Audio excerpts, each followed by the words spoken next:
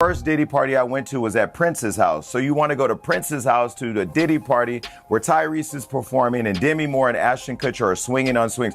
That is what's happening on the other side of the wall. And so the one thing that makes this party different than a Jamie Foxx party or any other celebrity party that wrangles a bunch of young women or guys or whatever too, is that Diddy didn't let you bring your security in the party. That is the one thing that I thought was odd because I came one time with my security and no other security other than Diddy's security is allowed to be inside the building. I mean, I saw Jay-Z and TD Jakes in there, every major celebrity you can think of who may or may not get along, may be on the other side of that gate with no security. And so now as you see this unfold, my wonder is, well, why weren't people able to have their protection? Word is a wild event went down at a famous mansion, but the legend himself stayed far away. Some say he knew exactly what kind of chaos might unfold and chose not to be part of it, instead flipping the whole script by making sure everything was quietly recorded behind the scenes. Some believe it was a bold move to protect the truth and push back against powerful forces, and now reports are floating around that audio has surfaced where he talks about knowing what was coming and being fully ready to face it head-on. All right, I'm going to roll the clip now. Here we go. Individuals who were allegedly paid for their silence. Prince mentioned specific amounts, $2 million to one person, $1.3 million to another, that perfectly matched financial records the prosecution had presented earlier in the trial. I've seen the payments, Prince stated. I've seen the NDAs they signed. This isn't just rich people behaving badly. It's systematic and calculated. The precision of Prince's knowledge suggested he had access to information that only an industry insider could know. As the recording continued, Prince's voice grew more somber. I'm making this recording because I'm afraid to speak out publicly. The power structure in this industry protects people like him. Nobody wants to believe what happens behind closed doors. The recording ended with words that sent chills through the courtroom. If anything happens to me, make sure this gets to the right people. This isn't just about protecting myself, it's about protecting everyone who hasn't been able to speak. Diddy. So Diddy was just eliminating his competition or anybody who got in his way.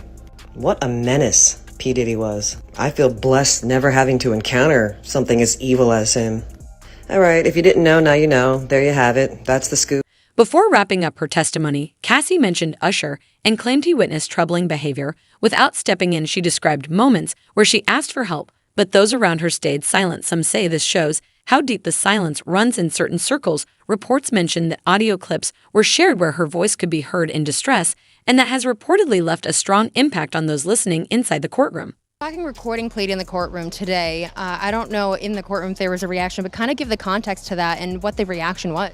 One of the things that the government keeps bringing up is that Cassie felt like she was being blackmailed by Combs, that he had videos of these drug-fueled sex parties known as freak-offs, and that he threatened to release those videos publicly, and that at one point he even showed them to people, and that this was to embarrass her, to silence her, and to force her to keep having freak-offs, that he hung it over her head.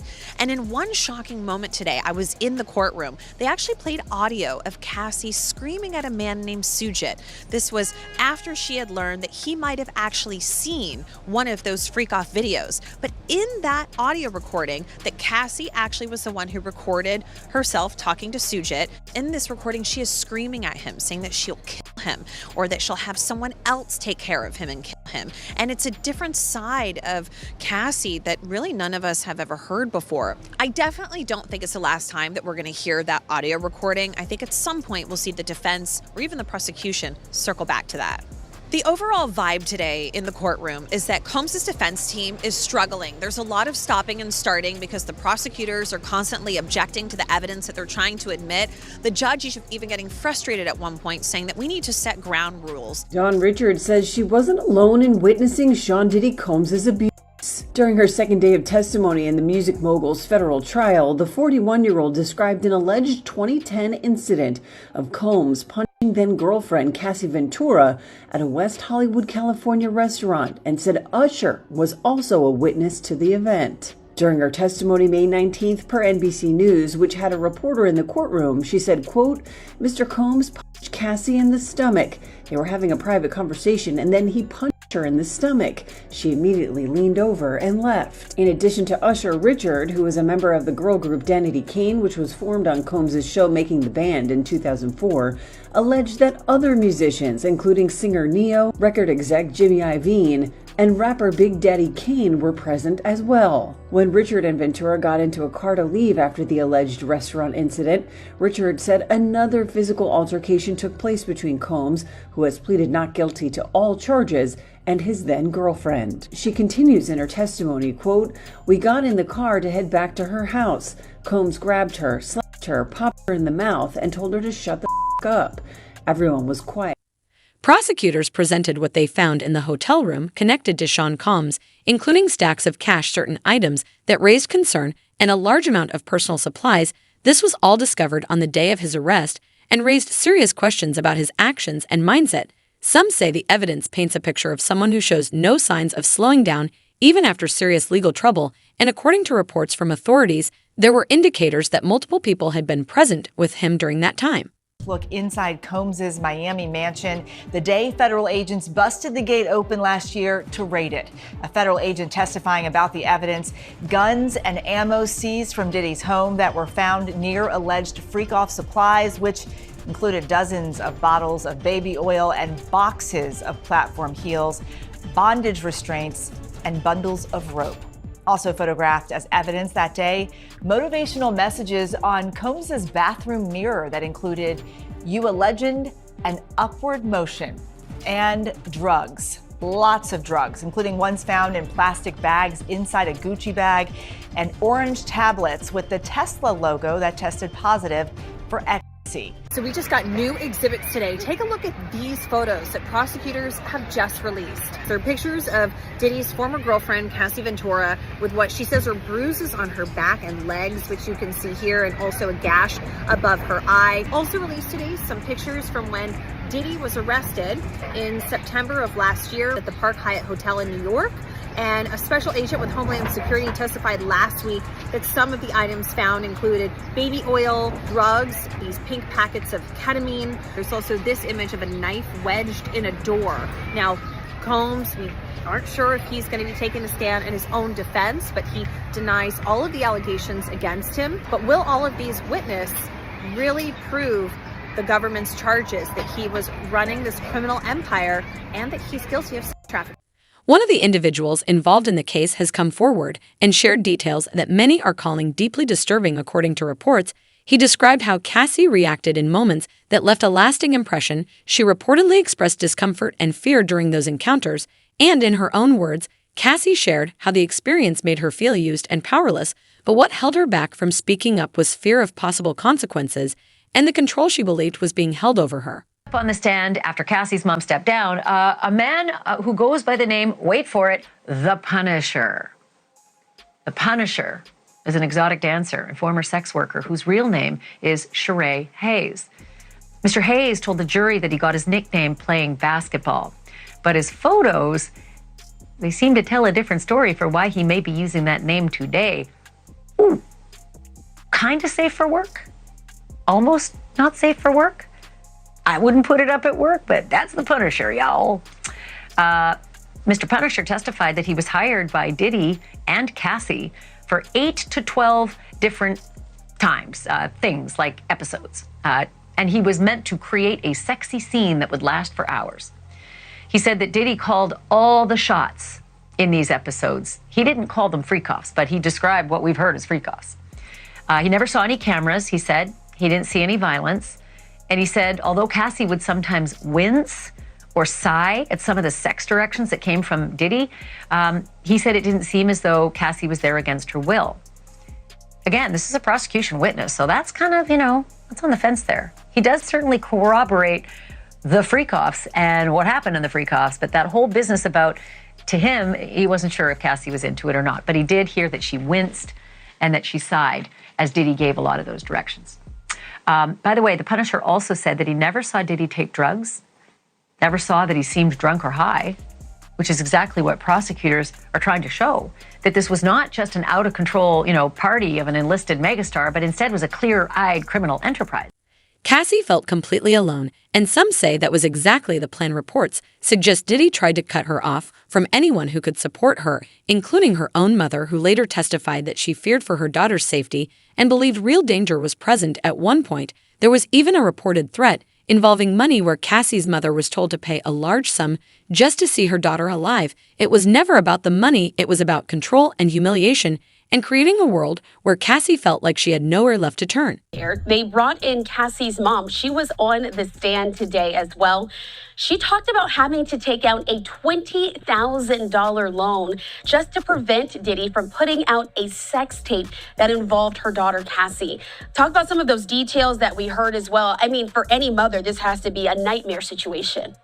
That's exactly right. And I think that was, you want to talk about effective and non-effective testimony. I think that was very effective because, again, to go back to what the defense is trying to paint here, that this was Cassie and she knowingly and wittingly went along with these things. But to hear mom say, look, I had to go and I had to come up with this money so I could pay Diddy to protect my daughter.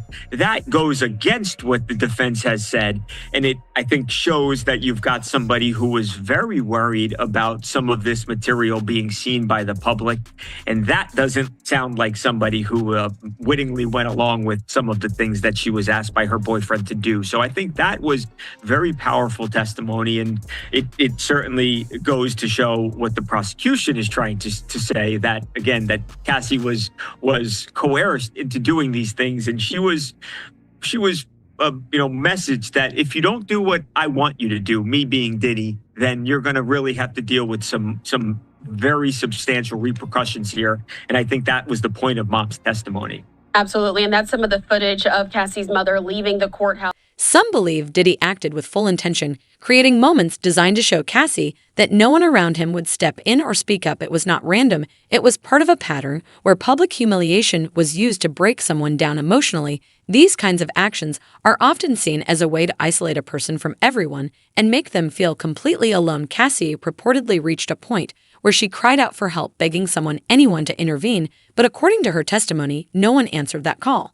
And so he would start to see all of these things take place. He was on direct describing an incident on a private plane between Sean and Cassie, in which he described Sean as holding up like a rocks glass, and heard Cassie then say, isn't someone seeing this? Talking about a beating that was taking place right there in the moment. Now, George eventually left because he said he was tired of hiding the domestic violence from everyone. So he's a former executive assistant to Combs, and he testified that he witnessed Combs be violent with Ventura while on that private jet in 2015. He did hear that glass break and saw Combs standing over Ventura. He told the jury that Ventura did scream, isn't anyone seeing this? So that's been some of the testimony. He has testified to several incidents of domestic violence that he saw at the hands of Sean Combs toward Cassie, and then also a name we've heard in this case, Gina. Julie, when Cassie was on the stand, as well as one of her friends, that was Carrie Morgan, she was saying that Gina was a real problem.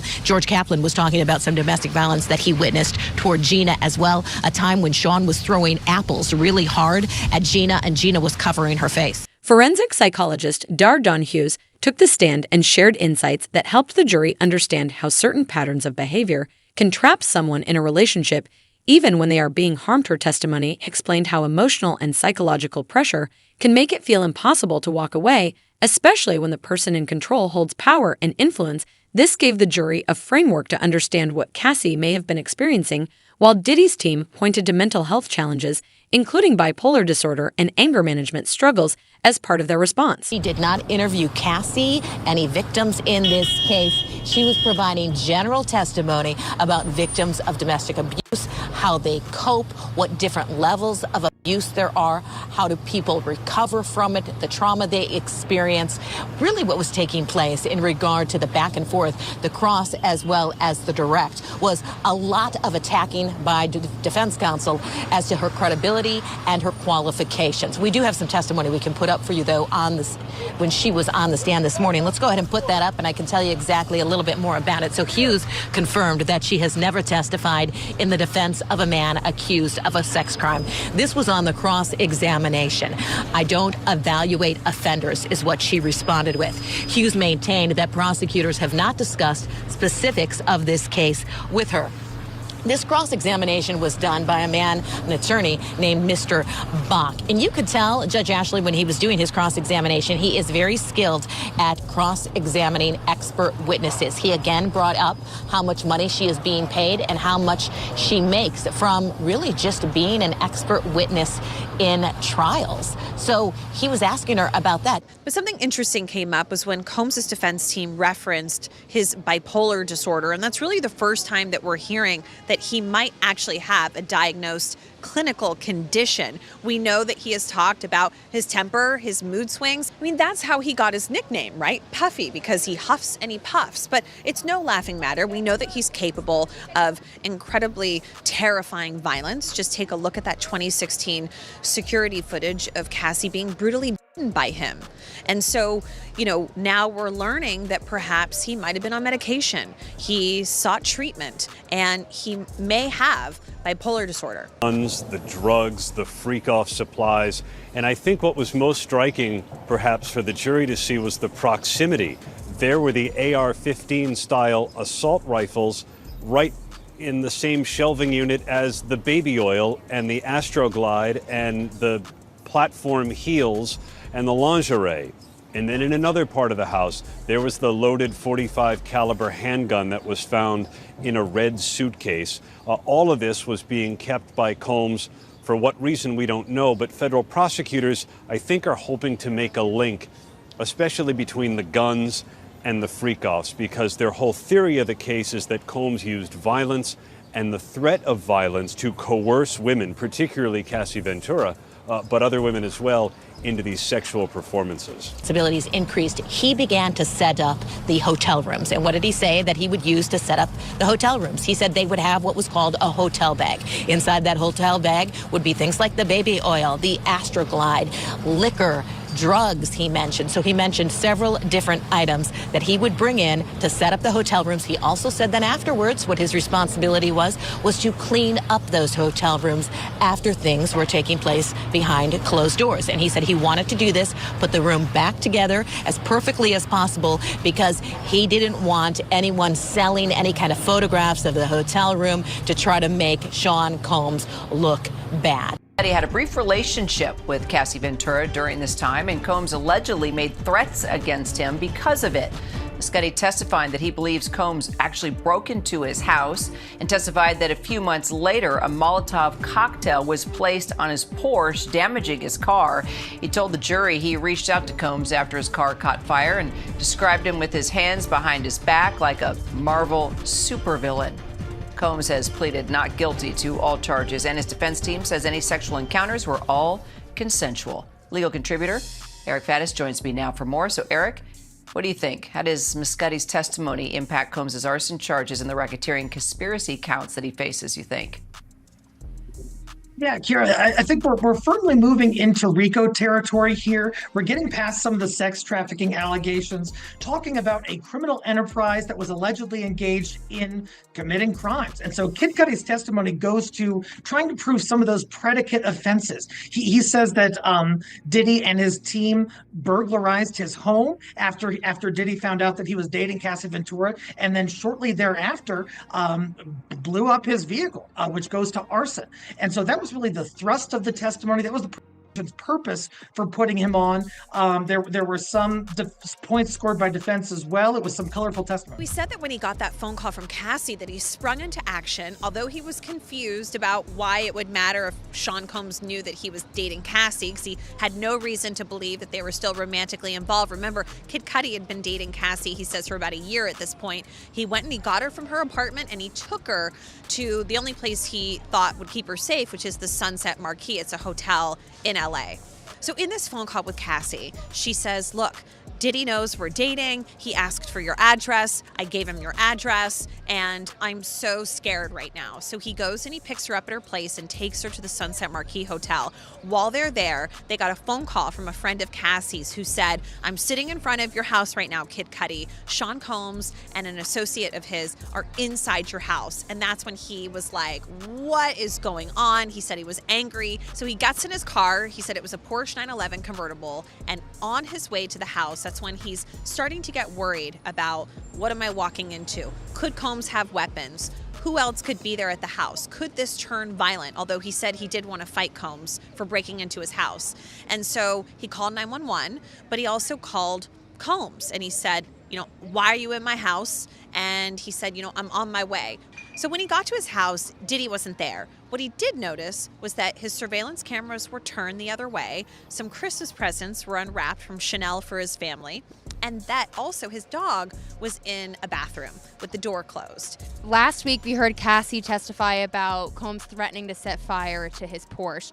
Talk to me about what he said inside today about that incident. Kid Cudi and Cassie stopped dating after this whole incident in which Combs allegedly broke into his house.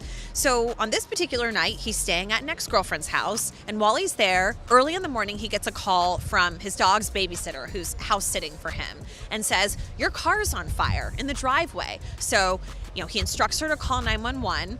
The authorities and the fire department show up at his house, and then he calls a friend to go there and start taking pictures of his car. When he gets there, authorities are already at the scene, and what they find is something called a Molotov cocktail. That was a bottle with liquid in it and a rag that had been set on fire, and somebody had cut the roof of his convertible and dropped it inside.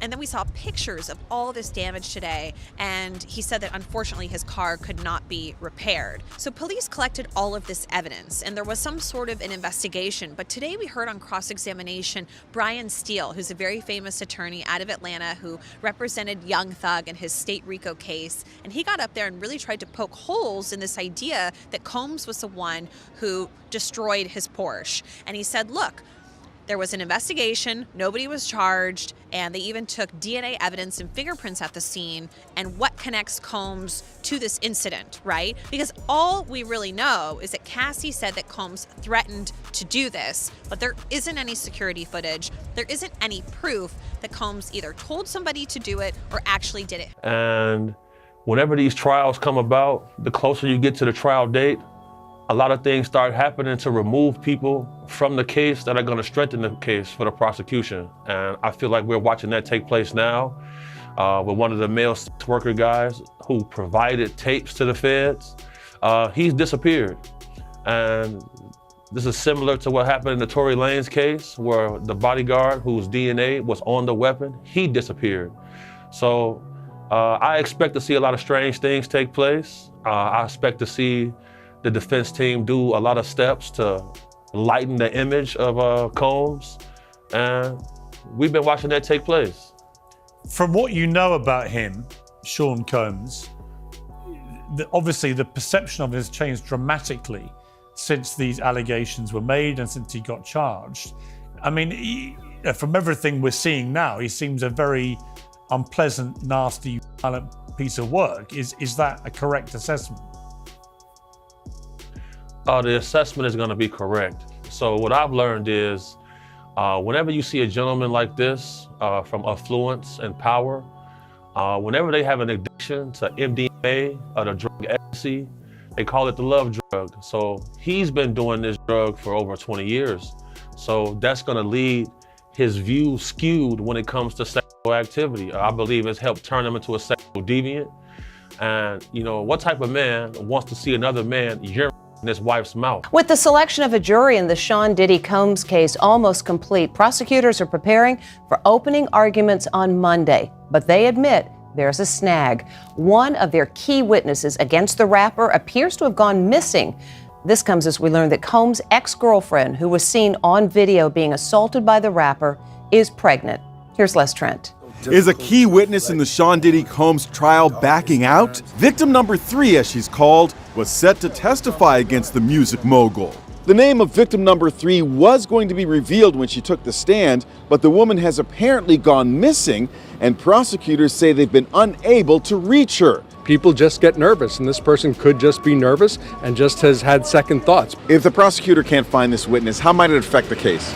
Look, I don't think it's going to have a tremendous effect. The prosecution is going to call a number of alleged victims. So look, this is just one less. Someone else is also getting cold feet. A juror sent an email to the judge asking to be removed from the panel for issues of personal well-being. One of the key witnesses in the case against Sean Diddy Combs, known as victim number 3, was expected to take the stand, but has now gone missing, according to prosecutors.